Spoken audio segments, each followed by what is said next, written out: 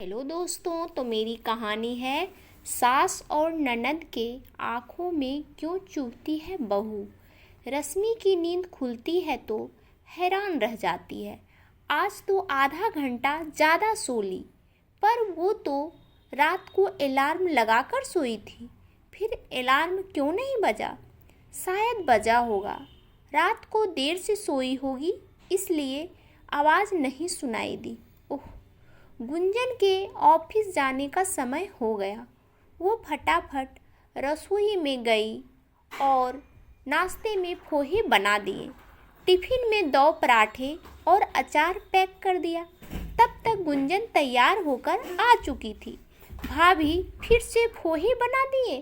कितने हल्के रहते हैं। मेट्रो से ऑफिस पहुँचते पहुँचते तो भूख लग जाती है, और जब ब्रेक 2 बजे होता है, पनीर के पराठे बना देती, कम से कम पेट तो भरा रहता। उसने मुंह बनाते पोहे खाए और टिफ़िन लेकर निकल गई। रश्मि उसका मुंह देखती रह गई। रोज़ तो उसके मनपसंद का बनाकर देती हूँ, आज ही नहीं बन पाया। नींद भी खुली नहीं। रश्मि मन महसूस कर रह गई। वो बच्चों को जगाने चली गई, उन्हें भी तैयार किया, टिफ़िन दिया और स्कूल छोड़कर आ गई। रात को एक कहानी लिखते लिखते उसकी आँख लग गई।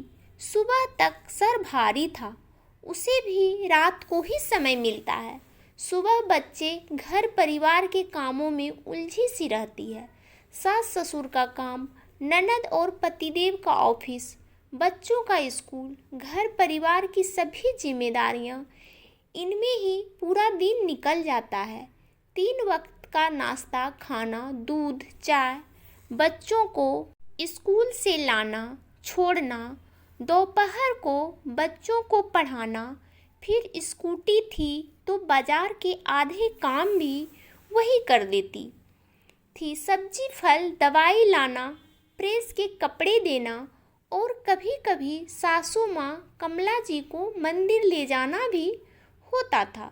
दोपहर में 1 घंटा भी मुश्किल से मिलता था। इस बीच कहानी का प्लॉट सोच लेती, पर लिखने के लिए उसे रात ही बेहतरीन लगती थी। हालांकि थकी हुई होती थी, पर शौक तो हर थकान को उतार देता है। जब तक रोज कहानी नहीं लिख ले, उसे चैन नहीं आता था। उसकी कहानियाँ अब समाचार पत्र में छपने लगी थी, साथ ही ऑनलाइन कुछ मंच पर भी लिखने लगी थी। उनमें भी काफ़ी पाठकों द्वारा सराही जाती थी। अब प्रमाण पत्र मिले थे, कुछ पुरस्कार भी वो अपने नाम कर चुकी थी।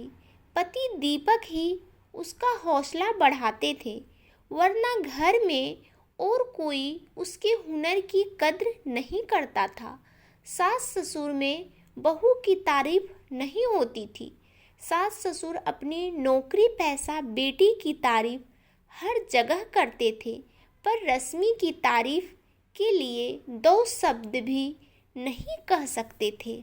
एक दिन ससुर जी के पारिवारिक मित्र सुरेश जी अपनी पत्नी हेमा जी सहित घर पर आए। रश्मि ने सबकी अच्छे से आवभगत की।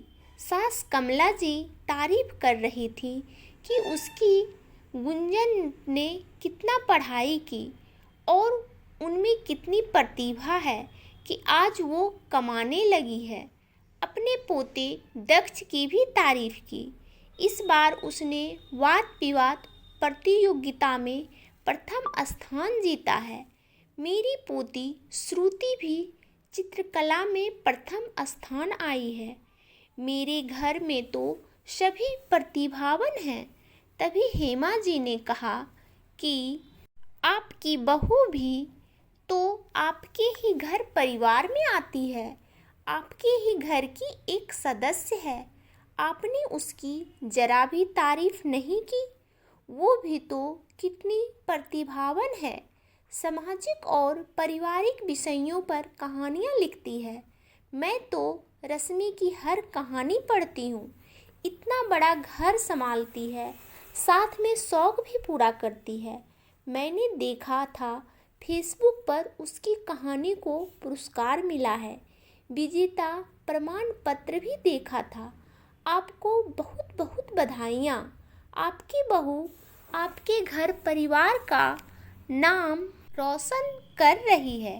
हेमा जी के मुंह से रश्मि की तारीफ सुनकर सास ससुर और गुंजन को एहसास हुआ कि रश्मि भी उनके ही घर का हिस्सा है।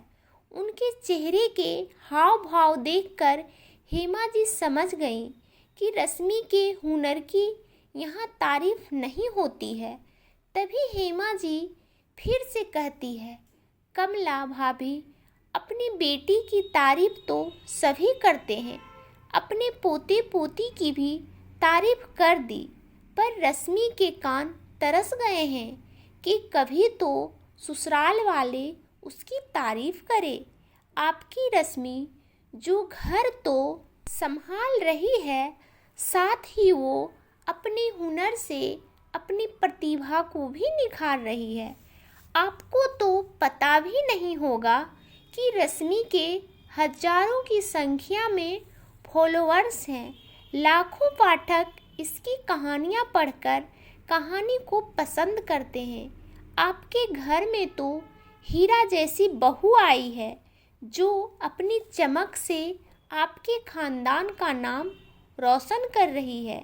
हेमा के मुंह से रश्मि की इतनी तारीफें सुनकर कमला जी हैरान रह गईं।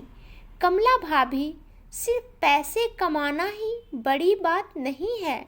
आपकी बहू रश्मि तो नाम कमा रही है, लोगों के दिल में अपनी कहानियाँ उतार रही है, सामाजिक कुरीतियों का विरोध करती है।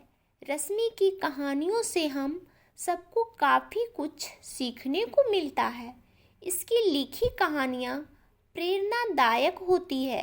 हम सब तो यही चर्चा करते हैं कि बहू हो तो रश्मि जैसी, जो सबके साथ निभा भी रही है, व्यवहार से भी शालीन है और अपने लेखन के द्वारा आपका नाम भी रोशन कर रही है। रश्मि ने ये सब सुना तो तारीफ के बोझ से उसकी आंखें झुक गई। हेमा जी ने उसे खूब आशीर्वाद दिया और वहाँ से चली गई। कमला जी ने भी रश्मि को आशीर्वाद दिया। बहू की तारीफ करना हर सास भूल जाती है। उसे अपने बच्चों और पोते पोती में ही प्रतिभा नज़र आती है। मैं भी गुंजन की हर जगह तारीफ करती हूँ, पर तेरी सफलता पर कभी एक शब्द नहीं कहा, कभी तुझे आगे और प्रेरित करने का आशीर्वाद नहीं दिया।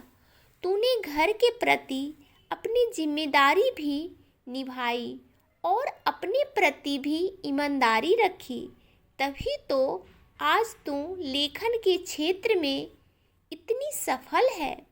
तेरा इतना नाम है और तू इस परिवार का भी नाम रोशन कर रही है।